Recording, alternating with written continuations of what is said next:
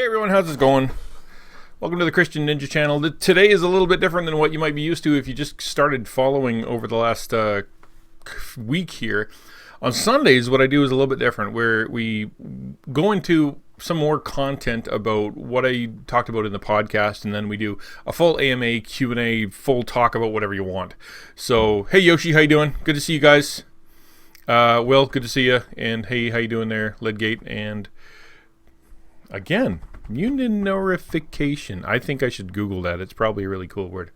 So that's what we're doing today. This is a AMA Q&A chat time, really based on what we can, trying to explore the topics a little bit deeper, but me wanting to hear from you. So in case you're kind of wondering how this works, essentially, the idea is that you guys be active in the chat. You can talk to each other, talk to me, whatever floats your boat.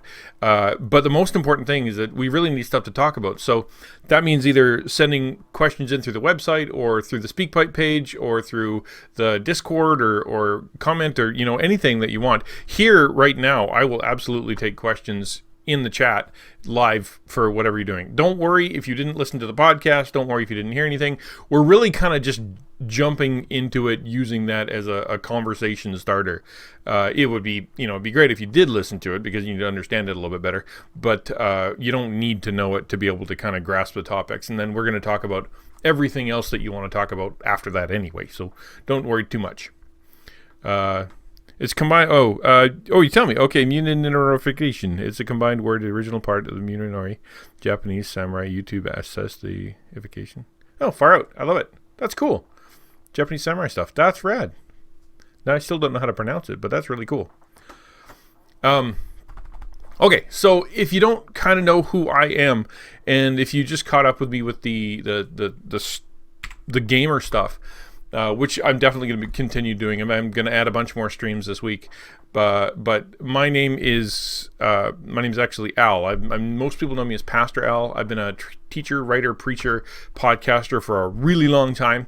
But I just got into Twitch here in the last few months, and it's been awesome. I've really appreciated all the people, all the support. It's been amazing to reach affiliates so fast and to have so many people kind of show up and enjoy the time.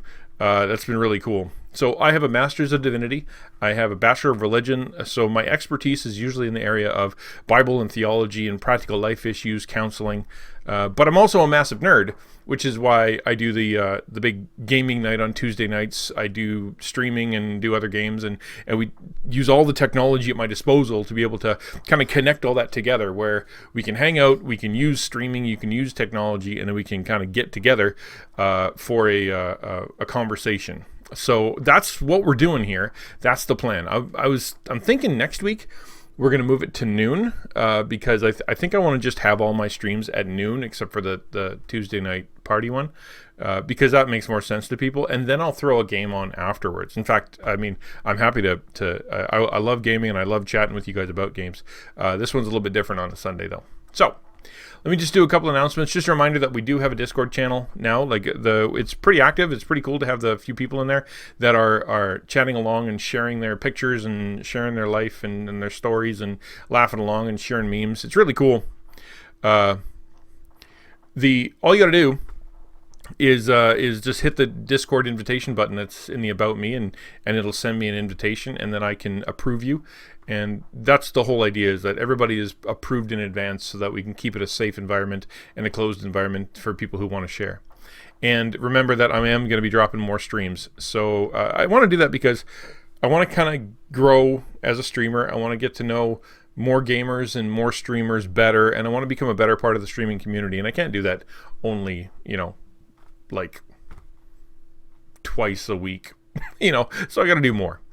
So that's what we're gonna do. So why don't we let me just give a quick prayer, and then we'll jump right into the chat. God, we dedicate this time to you. We thank you for all those who are listening, and I thank you for your word. Thank you for this technology, and we just ask that you bless this time. Help me be helpful, and help us to glorify you. Amen. All right. So moving into the podcast chat. This week on the podcast, what I talked about is the power of being vulnerable, how obsessing over news can deform your soul, And then we continued our Pilgrim's Progress talk with the study we're going ever so slowly through. And Christian finally got to the cross. He finally got rid of his burden. So those are the three things that I talked about in the podcast. And I got interesting feedback from you guys when it came to that, because normally what I get is, yeah, that was really good. I really enjoyed that. But I got some pushback this week. So it's pretty interesting. So what I usually start with is a speak pipe, because those are live recorded voices, so you can hear your voice on the stream. But I didn't get any speak pipe this week, so we're going to jump straight to the emails. And this first one is from David, and it's talking about vulnerability, which is the first one. And what I had said about vulnerability is how important it is for us to be vulnerable. And he starts with, "I'm sorry, my friend, I have to disagree." So it's going to be fun. The best leader is not the weakest one. The best leader is the one who's generally strongest, but honest at the same time. So, he is real, but his strength is real. This is the person we gravitate to. Real strength, not fake strength. Honest strength is what we gravitate to, not weakness or vulnerability in general. Maybe your view of strength is weird. Strength means going through stuff honestly without breaking apart. So other people that have to go through the same darkness can look up to you and take some of your strength to help them go through it. Vulnerability in itself is not a virtue. If you do not believe me, try boxing. After being punched in the face a few times, you'll learn to keep your guard up. Vulnerability means weakness. Weakness is not a virtue. Weakness will leave you open to unnecessary pain. Pain is nothing we should search for or try to achieve. That he writes more, but I think I'll stop there because you kind of get the point. Is weakness actually something you should avoid? Right? His quotes are, vulnerability is not a virtue, and weakness is not something we should try to find. We should shoot for strength. The stronger people help people, right? The stronger you are, the more people you can help, then people can look up to you because you're strong. I do not agree, because I do not believe that's what the scripture says. I don't believe that's the best way to live, and I don't think that's the actual people that we want to connect with, or that we are drawn towards. Yeah, I agree with you conceptually that we are drawn towards strength. We want to be strong. We like the people who are strong, and in fact, when we're in trouble, we want, if we're in a burning building, we want the strongest firefighter to come get us. If we're going for surgery, we want the smartest doctor to work with us. If we're going for, if we want to win a race, well, we're going to we were going to get trained by the person who knew how to win the race best. You're right in that regards. But when it comes to faith, when it comes to a relationship with God, when it comes to the Christian understanding of our relationship with God, the foundation of it really is weakness. Let me throw a few scriptures at you, just to kind of show you what I mean. So 2 Corinthians 12:9. Okay, it says, "But he said to me, my grace is sufficient for you, for my power is made perfect in weakness. Therefore I will boast all the more gladly of my weakness, so that the power of Christ may rest upon me." This is Paul.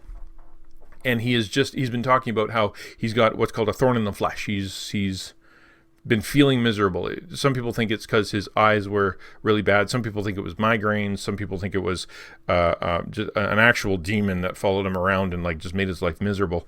But whatever the case is, he kept asking God, can you get rid of this? I want to be stronger. I want to be better. I want to be, I want to be free of this weakness. And God said, nope, because my grace is found best when you feel weak. Oh, no worries ever, Killian. Yeah, that's no big deal. I totally understand. And we're catching up. I'm talking about your question about weakness, and you just got here just in time. So I just talked about how I disagree with you, and how the foundation of Christianity, the foundation of a relationship with God, is not the foundation of strength, but a foundation of weakness. And I just talked about how Paul said, God said to Paul, my grace is sufficient for you, for my power is made perfect in weakness. The next quote I'll give you is Philippians chapter 2, verses 12 to 13, where it says, "Therefore, my beloved, as you have always obeyed, so now, not only in my presence, but much more in my absence, work out your own salvation with fear and trembling. For it is God who works in you, both to will and to work for his good pleasure." The idea there is that the right place to be as a believer is in a place of fear and trembling before the Lord. That level of weakness.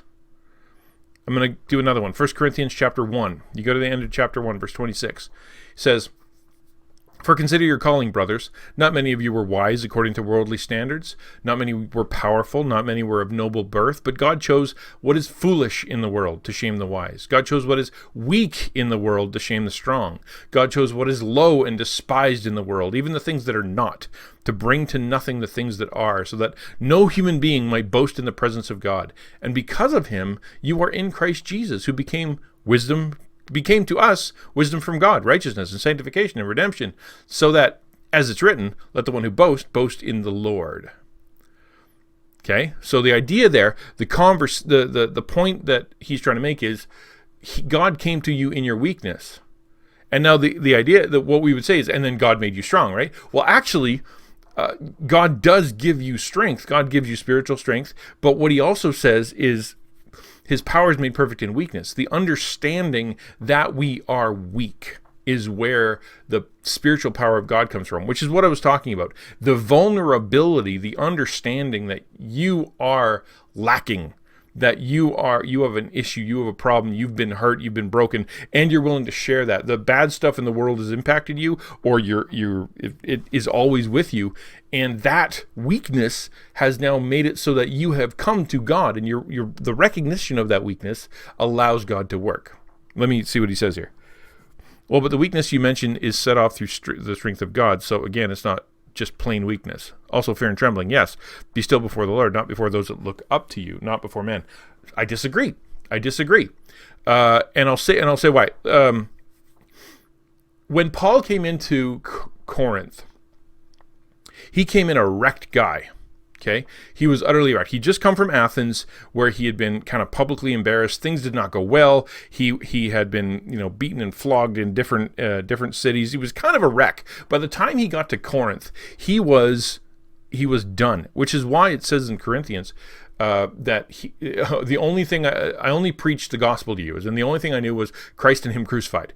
Because essentially what he's saying is, I did not have the power to be interesting, to give you illustrations. I didn't have the power to do a bunch of pastoral ministry. I didn't have anything left in the tank. He basically crawled up onto wherever the teaching platform was, told the gospel, and then slithered away. He spent so much time. In fact, God had to guarantee him, because he was about to quit. He was going to quit the ministry, and God had to guarantee him. He said, for a while in this town, I'm going to take it easy on you, because he was so wrecked.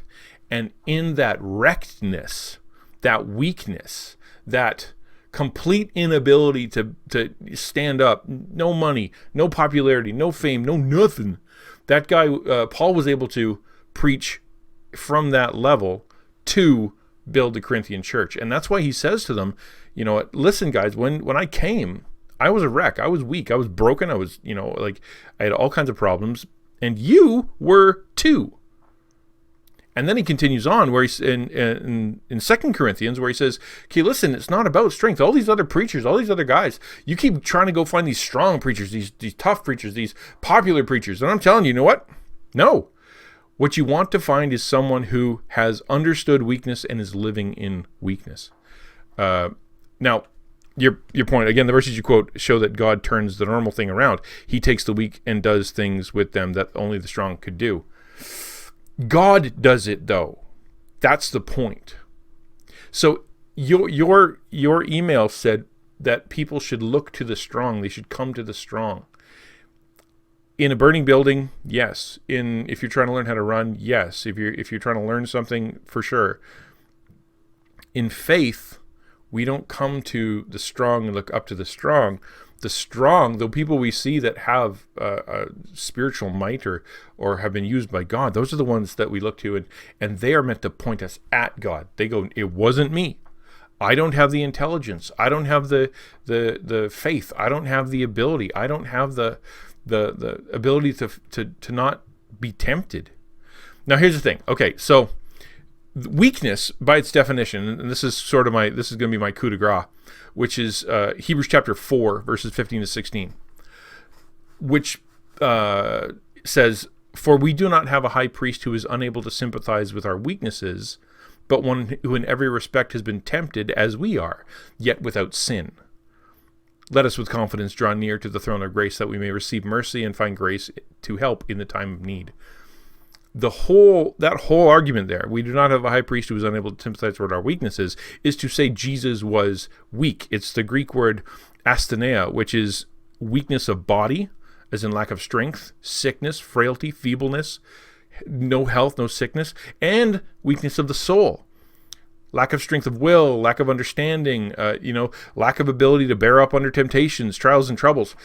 It says in Hebrews, Jesus understands our weakness because Jesus faced those weaknesses and came out sinless. He is not like the old priests. He's not like the old type of teachers you're used to. He's not the kind of guy who comes in and says, I am strong, I will teach you how to be strong. He says, I will show you how to be weak and how to be sinless in that weakness, how to use that weakness to connect to God so God can raise you up. He says, over and over in the Bible, it says God opposes the proud, gives grace to the humble. Part of being humble is weak. Now here's the thing. Here's where you and I connect. Because we are sort of agreeing and sort of disagreeing, okay? Jesus described, what did you say? In Christianity, God turns that around, but remains the normalcy. Jesus described here in Hebrews is the kind of leader I have mentioned, tempted in everything, but without sin, a pure form of strength. And again, I think your idea of strength is weird. Being sinless is strength. Okay. I think this is where we're going to connect, okay? Because I think we're talking about the same thing. Wallowing is bad, right? Elijah sitting and complaining to God about how he's the only one left and nobody else is around and everything's unfair. You should just kill me. Nothing ever works. Wallowing is bad. Wallowing in your weakness is bad. Identifying yourself with your weakness is sin. Saying, I am weakness. As in, like, I cannot do anything because I am weak. And everyone should pity me, and everyone should try to feed me, and everyone should try to fix me, and everyone should give me all the excuses in the world to sin, excuses to be miserable, excuses to be angry, excuses to not have joy, because I am weak. That's sin. That weakness is meant to point us to God. The vulnerability that I'm talking about, vulnerability, is the ability to admit you are weak. Utterly, completely devoid of strength, required to live a good or godly life. You don't have it. You are not strong enough, wise enough, holy enough to be able to pull it off. That's the vulnerability I was talking about.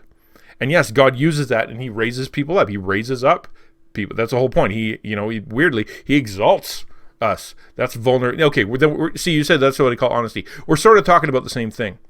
So if you think about it, right, the strongest man in the Bible, Samson, blew it. So it's not physical strength that's going to get us to be more godly, be more helpful, be more good, get us saved. It's not physical strength. The strongest man in the Bible blew it. The wisest man in the Bible, Solomon, he blew it, right?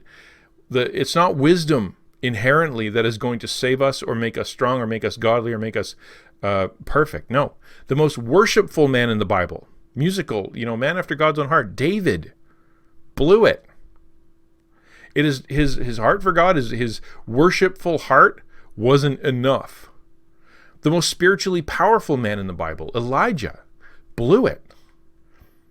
The understanding that we are weak is the foundation for our relationship with God. Now, what I think you're talking about, and I think the word that we should come together on, that I think where both of us grab onto each other, is the word meek.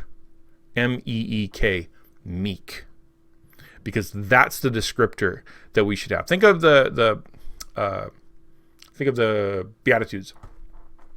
Blessed are the poor in spirit, right? For those is the kingdom of heaven. Blessed are poor in spirit. That means people who understand how impoverished they are spiritually, that they are broken, they are lost sheep, they are dead in their sins. Blessed are they because those are the ones who turn to God. Blessed are those who mourn, right? Who feel bad about it, who feel sadness and brokenness and hurt and paralytic pain from the misery of this world, because they are the ones who are going to turn to God. And the next one is blessed are the meek. Now, what does meek mean? Meek essentially is a term for power under control. Okay? This is where you and I are going to grab. Meek. Gentleness, disciplined calmness, the opposite of self-interest, the opposite of self-assertiveness. It's a picture of a war horse, trained to obey instantly and absolutely, even when the entirety and the confusion of battle is all around him. That horse is meek. Strong, for sure. Intimidating, for sure. But all of their power, all of that strength is under the control of someone else. It could run away, it could buck, but it doesn't, because it is under control of someone else. It doesn't think of itself first. Courage is there, the willingness to act is there, righteous anger is there, but it's not focused on self, okay? It's focused on serving God and serving others. I think where we connect is this idea of, I'm saying that vulnerability and meekness go hand in hand. The understanding, I am not enough. All of my everything, I've turned over to God, and he can use whatever he wants because he gets it all. I'm not smart enough to know what to do with my strength. I'm not strong enough to pull off, no matter how strong I am. God gets it all. And besides that, I am a mess and I am hurt and I've been broken and I'm a sinner. And therefore all of that is turned over to God, right? That, to me, meekness and vulnerability go together. And I think for you, weakness in your description is the idea of someone who is not meek. It's not power under control. It's someone who is identifying and saying and rolling over and playing dead. It's the horse that just gives up, won't even go into battle, too afraid, too wrecked, won't be trained, won't learn, doesn't have the power to go. I think for you and I, where we come to agreement is the idea of meekness is what a Christian should have. For me, that involves vulnerability. That means you have the understanding that no matter how much power you have, no matter how much strength you have, you are not enough. And all of your sin and all your mess is actually causing problems. And for you, the idea that you have power, you have strength. God gives you something beyond yourself, but you need to bring that power under God's control. I think you and I touch at the term meek. And that's what I think we should be chewing on. All right, that was a long one, and I appreciate coming back. Us coming to agree. Meek, that's where the word is. All right, so yeah, I figured we did. I mean, you and I are pretty much on the same page, but it's a matter of, especially considering we have a language barrier too. So it's a matter of us, processing through what we mean and being willing to be gentle enough with each other and kind enough with each other to give each other the benefit of the doubt, right? Yeah, weak and giving up seem synonymous. You're right. But if you go through Scripture, weakness is championed. That's the important thing that I want to get across is that when you are lying on your back, when you are miserable, when you are sick, when you are broken, you can't get off of your bed, if the definition of weakness there is that you are useless because you're not strong, then that's unbiblical. Because that person still has value. That person can still be used by God. That person can still glorify God and do his will, even from being stuck in bed, unable to move. Even if someone with an intellectual disability can still glorify God and use their strength and use their abilities for God. That's not an excuse to roll over and just give up. It is a weakness, and that gives God more glory. Okay, I'm going to stop making that point. The next one I saw was, and if there's any other questions, go ahead and type them in. The next question that we talked about was news, and this is what David said. Yes, being a news junkie is bad, but being any kind of junkie is usually bad. Blindly believing any news source you think is great is a sure sign of coming disappointment. But only listening to local news by people you know personally is not the solution. Yes, you are going to know a lot less about the bigger picture and thus most likely be temporarily more happy, at least to a point. That goes till the bigger picture news you tried your best to ignore suddenly arrive at your doorstep. But usually that's when it's too late to prepare yourselves for it. In other words, ignorance is bliss. Yes, I agree with everything you just said. Absolutely. Of course, when you try to be the man on the moon or the hermit in the cave, You can try to be the man on the moon and the hermit in the cave, but that only goes so far. There was a time when local news was the only news you could get. If you could go back in history and ask a simple German villager in the 30 Years' War if they would have liked to know the neighboring count was sending an army before it actually was visible on the village outskirts, they would surely have liked to have more knowledge sooner. It's all fine and dandy to care about Aunt Betty's chickens, but that becomes irrelevant quickly when the moment the enemy's soldiers break down the door of your hut. Yes. Now, I would say this. In our context, in our modern context, I think that article, I think you could almost talk about it being hyperbole. Now, but not quite. My point, that what I appreciated with him is the idea of focusing locally, bringing it locally. Because what happens, and I think in this world, global news is going to leak in no matter what we try. I think it's impossible for us not to know about global. You'd have to work hard. You'd literally have to go to the moon before you'd miss it, be able to miss out on global news. I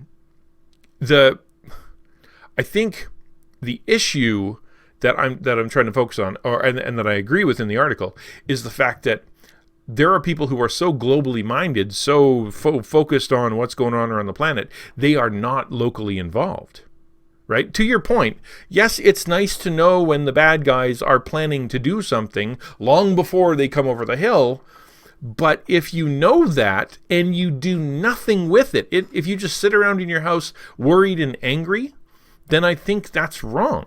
That global knowledge that, okay, the neighboring count is sending an army and he's planning and I would like to know that that's happening, should move you to go help Aunt Betty, right?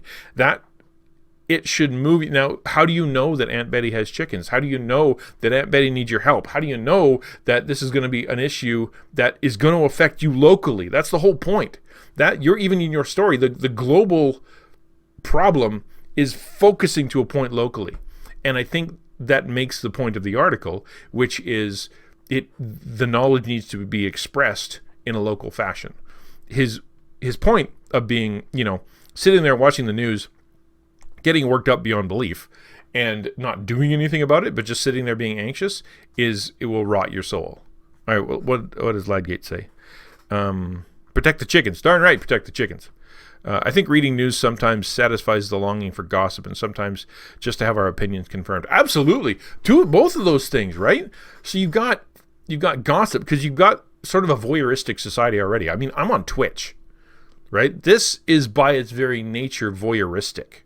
You are able to see into my office, see me, be able to look behind me. What do I have? You're able to kind of look in, and if you go down to the other sections, like you go to just chatting, the whole point is voyeurism.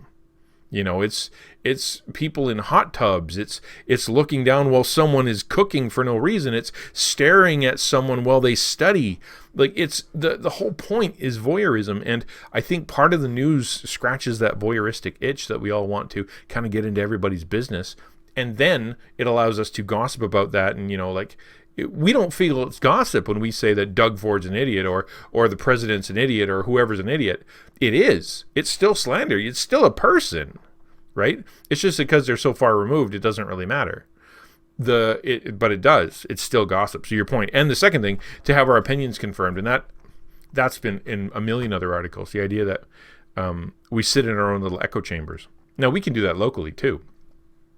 If you go sit in your own church and it's the same people every single week, they're not going out, nobody is being evangelized to, nobody's being served, the same preacher, the same group, the same small groups, the same ministries, year after year even, they are going to be a very closed-minded echo chamber that will all sound like each other. And when the world comes in or they bump against the world, they're going to shy away from it. They're going to pull away from it because it's not part of their echo chamber. And I think one of the dangers for us is just go seeking that out. I struggle with that. And it's not that I'm afraid to read someone else's opinion. It's just that there's so many bajillions of opinions out there that I don't know which one to use, like or which one to read. So I try to read outside of my comfort zone through the lens of people that are smarter than me. So what I'll do is, like, someone will say, they'll write an article that says, here's why this article's wrong, or here's why this person is wrong, here's why this book is wrong. And then you can read that and kind of go, okay, I'm going to go make my own point learn about this person, this other author, this other book, and I'll go read about that. And so that's where I kind of get it. And I realize that's still sitting within my own echo chamber a bit, but I get really overwhelmed by how much content there is out there, and it's hard to process. Like I'll jump onto the internet sometimes and look through feeds and look through Reddit and look through whatever, and I'm blown away by just how many opinions and ignorant people and lost, foolish, ridiculous things that are said that people agree with and will continue to just perpetuate. And I get pretty overwhelmed with that. What did Everkillian say? Oh, absolutely, that is true. For instance, I know that teenagers that start crying here in Germany when Trump got elected, that was beyond. Oh, we had it here too. There's a meme of this woman just hitting her knees and screaming at the top of her lungs when when Trump was, what's the word? When he was indoctrinated, induced, affirmed, whatever, at the big party where they made him president. She freaked out. I mean, I don't know what she expected. No, not elected. The one where they actually turn over the keys to the White House, the official thing. And that person, I'm guessing, and I don't know them, but I'm guessing they sat in their own little echo chamber for a really long time. That the idea that the man who is Trump, inauguration, that's the word, thank you, could be any kind of positive influence, even that if he was the most miserable person on the planet, even if he was the worst human being ever, that it could be used to do something good, would never enter that person's mind, I don't think.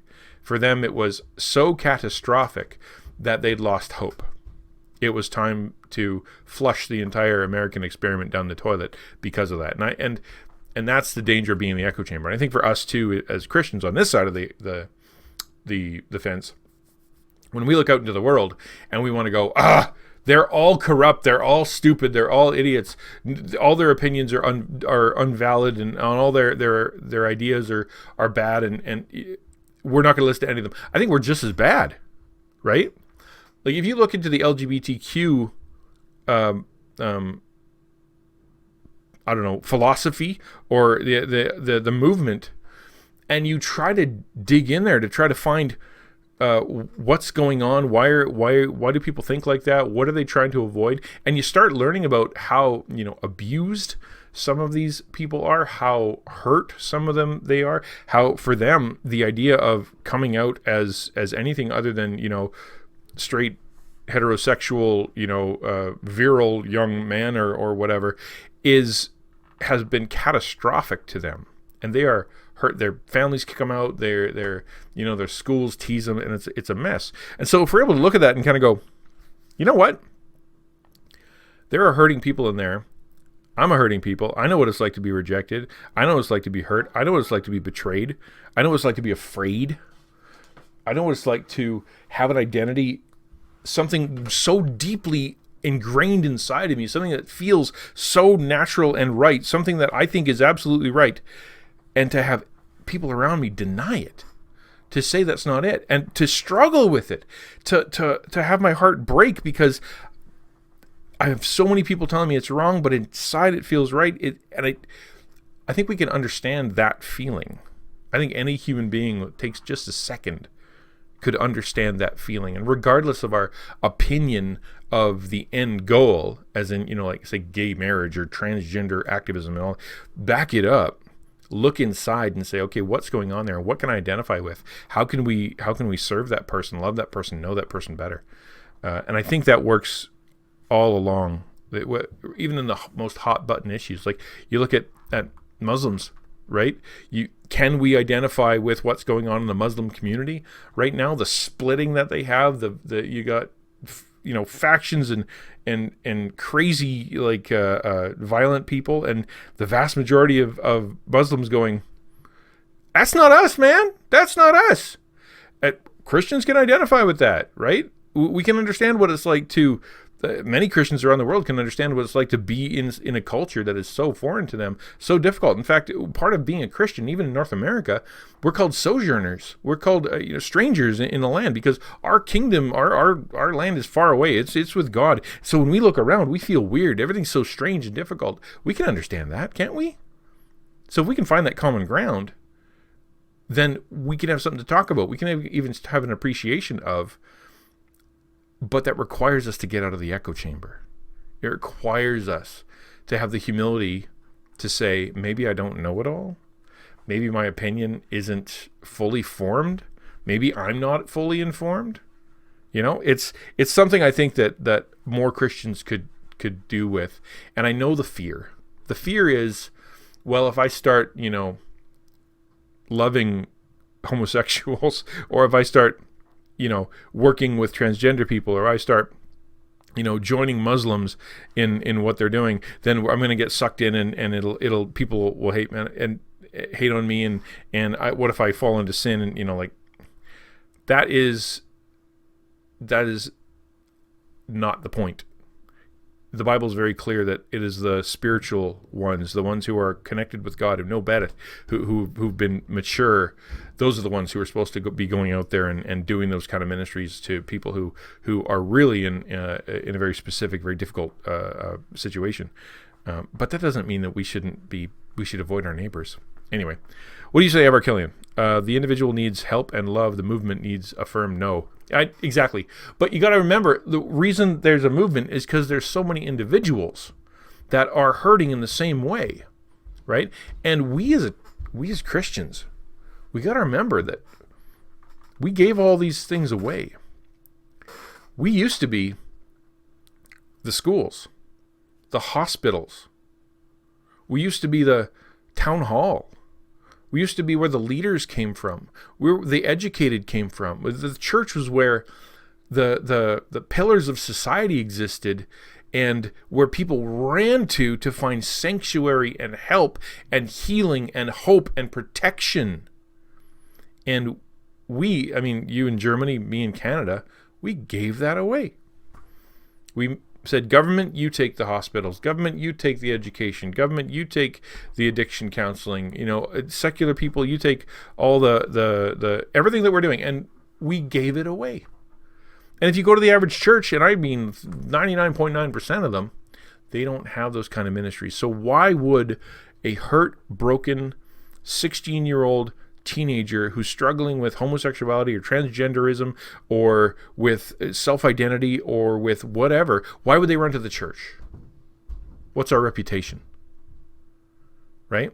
So I think, to your point, we as individuals should be more compassionate, even if our churches have a difficult time figuring out how to even serve. For that matter, how many churches do you know that actually have a bed for someone who needs to sleep overnight? How many churches do you know that have food?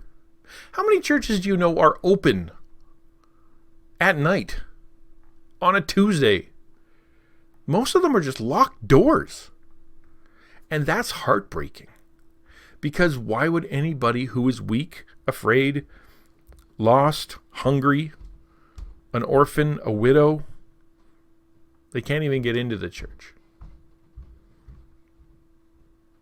I don't know. That hurts it hurts to say it. I love the church. I love being part of a church, and I don't want to. I'm not trying to poop all over Christianity in the church, but man, oh man, we say that we're about helping the weak and the poor and the orphan, about identifying with the sinner and being a hospital for the lost, but we end up just being a museum. Pictures on the walls, statues in the pews, and we invite people to come in and look. Don't touch, don't change, don't affect, don't ask for things, just look. And to me, that's heartbreaking. It just murders my soul when I think of how many people out there are so lost and so afraid and so especially now, they think they're going to die. They think their neighbor's going to kill them by going to the store. They everywhere they look is a threat. And there's no hope, because every time they're like, oh, goody, we'll get the vaccine and it'll be better, some other news organization says, actually, there's another strain coming from wherever and it's going to be worse and we don't have a vaccine. They're terrified. They're terrified. And part of the reason I'm doing this Twitch thing, because the only way to get into their homes, the only way to get into their lives is through the camera. Is if they invite you in. And the only way they're going to invite you in is if you sit on their ground, if you understand their way. And that means playing games. It means hanging out. It means doing stuff that they like. So I will play some games. And I will be that safe person in the hopes of being able to build that conversation with some of them. That maybe a few of them will join the Discord. Maybe a few of them will be honest in the chat. And that maybe some of them can find hope. But it's not going to happen unless we go to them. Sorry, what are you saying? This is why we need the firm foundation of the Bible. Only from that can we do the right thing. Exactly. Well, but how can an individual change that perception? Well, it starts at home. I'm a big believer that all the change starts in you first, your family second, and worry about that. Once you have changed your heart and your life and your priorities, and your family has grabbed onto that, you and your wife are working together, you and your family are working together, you've said, you know what, we're not going to be that anymore. We're not going to be the mausoleum. We're not going to be the museum. Our family's going to be different. That will have an effect on your church, because people are going to be drawn to you and to your ministry. And yeah, it'll be risky and it'll be dangerous because some people aren't going to understand. But at the same time, it starts with you. It has to start with you. Don't try to change anyone else. Don't go preaching it. Don't go talking to people about it. Don't tell people what you're gonna do. I say this all the time. I don't care what you think you're gonna do. Tell me what you did. If you're going to lose weight, if you're going to work out, if you're going to start a ministry, if you're going to go to Brazil, I don't care. Tell me what you did. I got trained. I am now a full-fledged missionary, and I am ready to go. Okay, that I can work with. I have been working out for 3 weeks now. I have been pushing out weights and trying to do my diet. Thank you. I can work with that. Let's talk about encouragement. I'm a big believer in telling me what you did and not what you're going to do. I understand that you really appreciate your heart in this. Just you putting yourself out there, your content does reach people. Yeah, Lightgate. Yes. It's hard because my content is so, I guess it's so me, right? And like there are some people who absolutely connect with what I do. They're like, yeah, cool. You play video games. You're a nerd. You love 3D printing. You watch anime. You know all the characters on My Little Pony. And at the same time, you know, 16th century theologians. You passionately talk about morality and the Bible. And I'm kind of a weird bird that way. So I throw these things out there, and I fear that on Twitch, right? People are going to come in. They're going to look at it, and they're going to go, you know what? I like the video games, hate the religion. And other people are going to come in on Sundays and they're going to go, hey, that was great. Why in the heck do you play video games? You waste of time. That's hard. So yeah, I appreciate that. I thank you so much for the encouragement. Union notification. I make these observations as a teacher at a secular school. I don't preach. I live, and I'm authentic. Exactly. No, the term that we use in the church is salt and light, right? The idea that you are a light in a dark place, and the light just emits and it takes away the darkness. You're salt. You make the world a different flavor, a better flavor. It preserves things. I do think that some people use that as an excuse. God's like, okay, go talk to that person. You feel it in your heart that you're supposed to go talk to that person. You're supposed to go share the gospel. You're supposed to tell your testimony to that person. And you're afraid, so you just go, well, I'm being salt and light.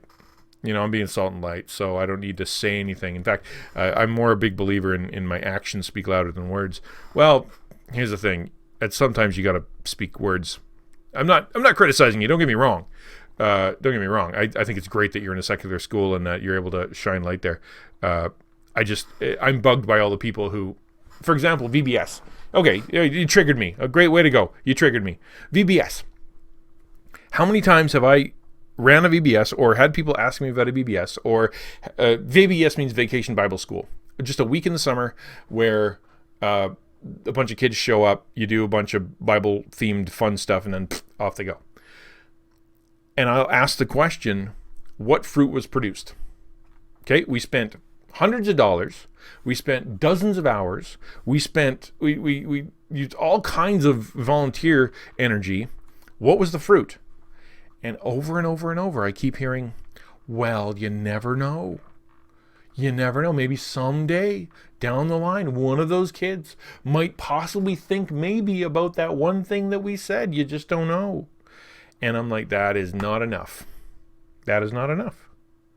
It's an excuse. It's forgive the crass term, but I use the term ministry masturbation. It's just the church pleasing itself and calling it ministry. And it's wrong. Okay, what did you say? Munerification?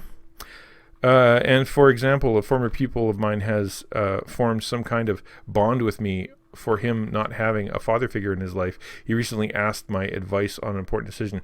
That's huge. Man, fatherlessness right now is epidemic around the world. Not just because people are getting divorced, not just because people are having babies out of wedlock. It's because people are getting married in the first place. We have in Canada, we just hit a milestone a while back where there are more single family dwellings, as in one person in a house or one person in an apartment, than there are multiple family dwellings, as in families living together. More single people out there being alone than there are families in houses. That's a crazy statistic, because that means that most of Canada is alone. They don't have a dad. They don't have a good relationship with their dad. Some of them don't have a mom, or they don't have a good relationship with their mom. They don't have brothers and sisters because, someone told somebody one time that our planet's too full, and so they decided they didn't want babies anymore. Do the math. They could fit everybody in Canada. It's astonishing to me how lonely people are. And for you to be able to have that kind of effect on a young man, for him to come to you, I take the risk to share with you, to take the risk to that you might turn around and go, I'm telling on you, or you're dumb. That's an easy decision. That's a risk, and it's something that they expect, because you look online, you look on TV shows, they tell you constantly you can't respect authorities, you can't go to the authority, you can't trust anybody that's not of your age bracket, because and not in your income level, because everybody above you is against you and everybody below you is trying to destroy you. And it's a rare occasion for someone to come to you like that. So good on you for being able to do that. I'll tell you what. We'll do one more question. We do that. I forgot to even do the everything chat. Everything chat. C. There we go. Does anybody have any questions about anything at all?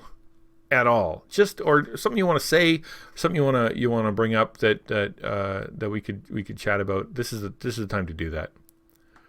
Favorite character in Lord of the Rings? Well, it has to be Sam. I mean, it has to be Sam. There is some. If you read the book, I mean, Tom Bombadil's pretty rad, and I really appreciate his joy. What I like about Tom Bombadil, although he's a powerful being, he's positivity incarnate, right? Just him and his pretty wife living in the forest, being positive. Now they don't get involved with the things of the world, and they're of the previous world. But I like Tom Bombadil, his story, just his reaction. But probably because I'm such a pessimistic guy, I like it when I see positive people. But Sam, 100%, because he goes through so much, and he goes through it on behalf of someone else, right? He didn't have to come. He didn't have to be there. He didn't have to stay with. Everyone else left when Frodo tried to take off, and Sam stayed with him. And even when Frodo told him to get lost, and Sam was like, fine. He didn't get that far down the steps before he turned around and he's like, yeah, what am I doing? Right? So yeah, Sam, I think it's because he has the endurance, that friendship endurance that I long for, that I wish I had in my life. I think that everybody wishes they had a Sam that no matter how much crap you put them through and how much crap you go through with them, they stick with you. They'll walk through hell with you. And I think everybody wants that. Got a question. What do you think of the point-and-click adventure? Could you see yourself doing an episode about Monkey Island, or, for example, or see it not for being a podcast question? Oh, no, this is talking about whatever you want, man. Happy to do it. Hold on. I didn't go far enough up. It is out there. God works in your weakness and your strengths. Where are we? I'm totally lost. And for example, a former pupil, yeah, okay, what's your favorite character of Lord of the Rings? Got a question. What do you think about point-and-click adventures? Here's the thing about point-and-click adventures, and because I come from old school. I played, Space Quest, yeah, like 4.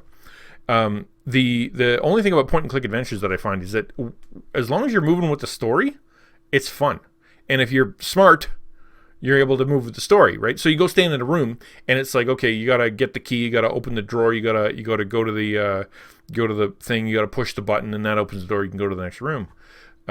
If you don't get it, you can just sit there and stare at the same screen and hear the guy say, "Well, I don't really know what we're doing here. Well, I don't think that's gonna work. Well, I don't think that's gonna work. Well, I'm not really sure," for however long. And so, because I'm a dummy, the only way I'd be able to do point and click is if you guys were all backseating me.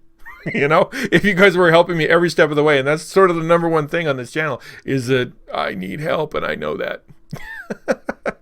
I know that. So yes, I will do it. And in fact, I got a really good one. What was that one that David, you sent me one that you wanted me to, and it looked really neat. It was number 2 in a series, I think. I don't want to hit Steam right now. Yeah, Book of Unwritten Tales. It looked really neat. Book of Unwritten Tales. That looked really cool. And it looked like it had a good enough story. By the way, any of you guys catch that the Blink, the Don't Blink series that some people are doing? Holy moly, that's something. If you want to watch something really interesting, go watch RT Gamer. RT Game. He cusses a little bit, but he does a really good job. He's a really good editor on YouTube. RT Game. He just did this No Blink thing, and what a story! What a powerful story. Our kids, we sat down one day, we just kind of turned it on, and we just were stuck for 35 straight minutes watching him play. It was wild.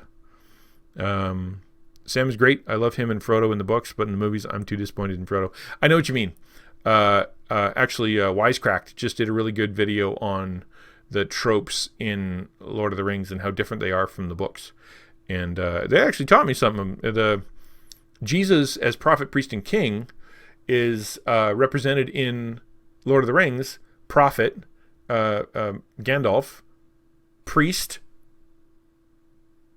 King is Aragorn. Who was prophet? Prophet was Gandalf. I can't remember. Anyway, it was a good video, but it talked about the tropes and how they changed. They had to give the movie characters weaknesses. They had to have a story arc, or it would have been boring. And so that was it. That's why they gave him weaknesses and gave him a story arc, and why Aragorn didn't really want I'm not sure if I want to become king. He's not like that in the books, because the books it was more about building the world, and he kind of injected tropes, all the way through in different, like moralistic characters that kind of stay the same. But yeah, you can't do that in a movie, or it would have been boring. You guys want to do Book of Unwritten Tales next? All right. I know you guys have asked me to do it a couple times. Thimbleweed Park. Thimbleweed Park. I've never heard of Thimbleweed Park. I'm going to Google it. Thimbleweed Park. Is that a game? Point and click. Oh, okay. I will look into this. I'm going to look into Thimbleweed Park because one thing I want something with a good story, right? That will actually we can keep going with. The other side of that is something that people are actually going to want to watch. Because if I sit there and just play it with just me and David and unification sitting there, and know everybody else is bored, I'm not really accomplishing the task of trying to connect people on Twitch. But Book of Unwritten Tales looks pretty funny and really interesting. Yeah, Thimbleweed Park. I'm gonna look into. I got up on the screen now, so I'll look into Thimbleweed Park after I close off here. All right, other questions. What we got? Well, you can have book characters have. They have weaknesses, Ladgate, but again, they're far more even keeled than they are in the movies. Thimbleweed. Yeah, I got it. Thimbleweed. Yep. Have you explained why you were a ninja? No. Okay. If you want to know, Christian Ninja, where does that come from? I actually wrote a book a while back called Art of the Christian Ninja. And it came from when I was sitting and reading Matthew chapter 5, 6, 7, which actually is all about, Matthew 6. I don't want to screw it up. So in Matthew chapter 6, Jesus is talking. It's called the Sermon on the Mount. And he says, beware of practicing your righteousness before other people in order to be seen by them, for then you will have no reward from your Father in heaven. And then he says, and when you pray, you must not be like the hypocrites, for they love to stand and pray in the synagogues and on street corners, that they may be seen by others. But when you pray, go into your room and shut the door and pray to your Father who is in secret. And so I started chewing on that. I'm like, how many things in the Christian life are supposed to be secret that no one sees? Like, we don't do at church, and we don't do in ministry. We're not helping anybody. It's just me and God, and I'm not supposed to tell anybody. The other one is don't let your left hand know what your right hand is doing when you give. In other words, you keep it secret. And so I started chewing on that. And as I went through and started picking out more and more scriptures, I came up with a book called Art of the Christian Ninja, because the idea of being a ninja is to be sneaky. It's to change the world, because one of the things that ninjas were known for wasn't just throwing stars and using nunchucks. They mostly what they would work politically. They would sneak into a town, nobody would know who they were. They'd sneak inside, and they'd start using propaganda, or they'd be hired as assassins to do to kill a certain person to change the tide of a war, or to change the political climate of an entire nation or a clan. That was sort of their deal. And so we, in the same way, we change the world as Christians a lot by what people don't see. What happens in our prayer closets, who we give to without telling anybody, how we're all the good deeds that we do that nobody sees. And there are more. The things that we do are supposed to be doing that nobody sees, and that's a big way to change the world, and that requires a lot of humility, because you don't get any credit because nobody sees it. So that's where it comes from. Amazing Kickstarter. Yeah, it was good. What's cool about that book is that I worked with an artist who he drew a bunch of comic book stuff. So I give it away free, so you can go to my my website, artofthechristianninja.com, and you can download the PDF for free. Check out the artwork, is really cool. I really like the artwork in that book. If you enjoyed the channel, oh, hey, that's me. I typed that. Yoshi, I love that we actually talked about hypocrisy and abuse in praying today, the sermon. Yeah. We talked about hypocrisy and abuse in praying. Hypocrisy and abuse in praying. Yeah. Abuse. I get the hypocrisy in praying. Abuse, is that like when you're doing prayer requests and it's actually a bunch of gossip, or when you're using it as a way to front your own issues, or whatever? Is that what you mean by abusive prayers? It's a fascinating word, and I'm not disagreeing with it. It's just a fascinating word that I've never really associated with prayer. But I can totally see how abusing the privilege of public prayer can be something that could do harm. Could definitely do harm to people.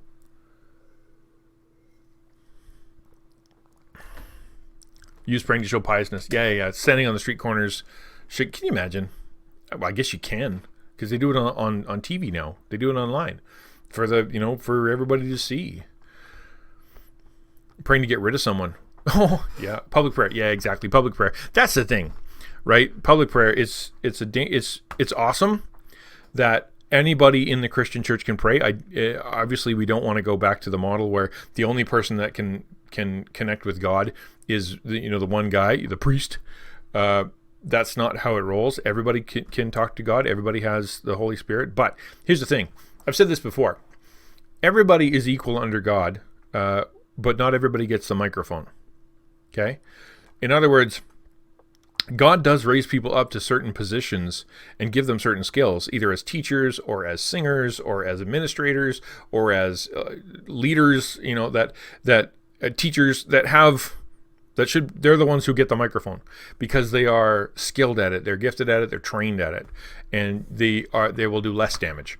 At least they'll do less damage, because if the idea is everybody gets a microphone, everybody can talk, that gives everyone a voice, including non-Christians, including people who are playing for the other team. In fact, in my years of service, of church service, I only did prayer from the pulpit twice. First time was because they said, this is what we do. We always have, prayer time. And does anybody want to share prayer? And prayer requests? I did it once because I'd just shown up to the church, and they said, this is what we do. And I'm like, all right, fine. And then the next week, I said, anybody got anything to say? And a woman stood up and said, I want you to pray for my husband. And looks down at him. He's really got problems. He's miserable, and he's addicted to stuff, and he's just it just went off on him in public. And I'm like, well, that's that. And I never did it again.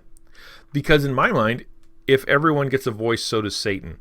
And so you have to, in church anyway, to me, you have to have earned the right to speak to everybody. Everybody can talk, like we're doing it now. Like, go ahead and chat with whatever you want, and I'll ask questions. Does anybody have anything to say in a private forum, in like small group or after church or Sunday school or whatever? But when it comes to who gets the microphone and who gets to stand before the whole church and say things, not everybody gets the mic, and I will die on that hill, because not everybody should. Ever killing. I wish it's a public prayer that talked about someone stealing from someone in the room and telling that person that they would get punished by God. That's terrible, but funny. Like praying for someone to get pregnant with the idea of getting rid of that person. What? Praying for someone to get pregnant with the idea of getting rid of that person because she had to go on maternity leave? I mean, it's not bad to pray for babies, but yeah, that's kind of a backhand way to do it. Anyhoozle. You know what? Thank you, guys. I'm going to do one more question. Anybody got anything to ask or to say? I'm happy to take it now, and then we're going to shut her down, and then I will be back. I'm going to be back on Tuesday night at 7 p.m. Eastern Standard Time, and after that, I think I'm going to start doing it at noon. I'm not sure if I want to do it at noon tomorrow because nobody will come, but if I use all day tomorrow to generate ads and things to share and tell everybody, maybe I can start on Wednesday at noon and then carry it through. So that's the plan. So if anybody has anything else to say, I would love it if you join me at 7. It's not this. We just play games, and we play chat games, which is super fun because then you type and things happen on screen. So it's pretty fun. Okay. Yep, thank you. I really appreciate hanging out. It was really cool. Really, really cool. And I will I'll see you guys later. Really appreciate you coming. Have a good week. And please remember to share. That would be great if you would. Pop it up on your various social medias. And by the way, join the Discord. People in there are really nice. It's been a lot of fun. I've gotten a lot of ministry towards me and been able to show care for people in the Discord. Join. It's pretty great. All right. Have a good one. See you later.